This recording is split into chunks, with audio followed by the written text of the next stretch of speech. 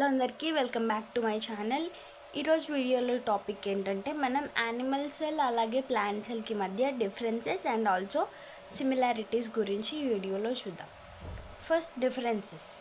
Plant cell is large, animal cell is small. Plant cell అనేది పెద్దగా ఉంటుంది, animal cell అనేది చిన్నగా ఉంటుంది.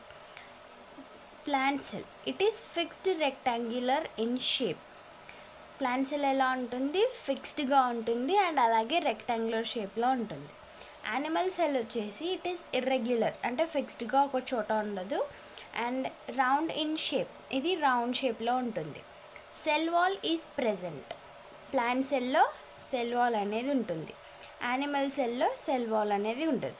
సో మెయిన్గా మనకి పాయింట్స్ అనేవి అన్నీ గుర్తుపెట్టుకోకుండా ఏదైనా ఒక సైడ్, అంటే either plant cell or animal cell, ఏదైనా ఒక దాని గురించి గుర్తుపెట్టుకుంటే దానికి కంప్లీట్ ఆపోజిట్గా రాసేస్తే సరిపోతుంది.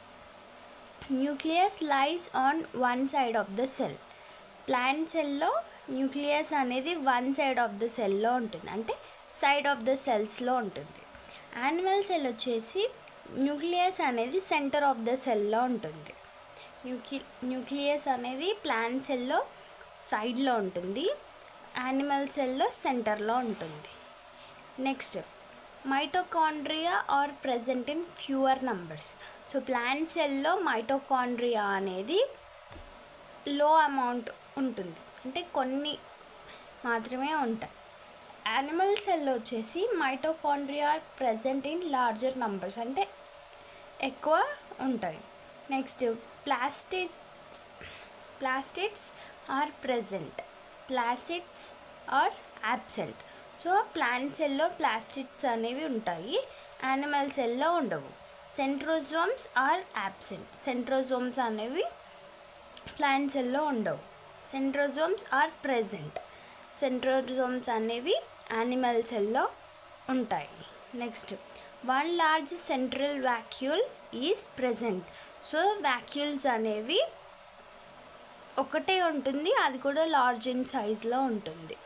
తర్వాత యానిమల్ సెల్లో వచ్చేసి many small vacuoles are present. So animal సెల్లో చాలా ఉంటాయి, అవి కూడా చిన్నగా ఉంటాయి సైజ్లో. Next, lysosomes are also absent.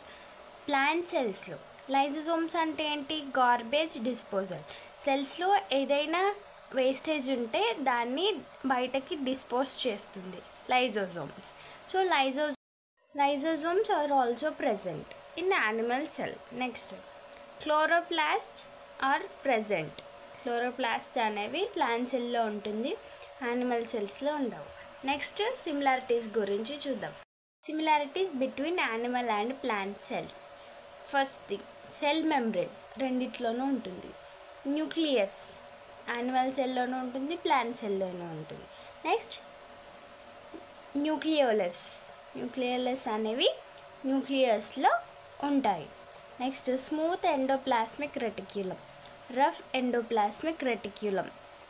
తర్వాత ribosomes vacuole, mitochondria, Golgi apparatus. ఇక్కడ మైటోకాండ్రియా అనగానే మనకి పాయింట్ గుర్తు రావాలి, దట్ ప్లాంట్ సెల్లో అయితే మైటోకాండ్రియా స్మాల్గా, అంటే కొన్ని మాత్రమే ఉంటాయి.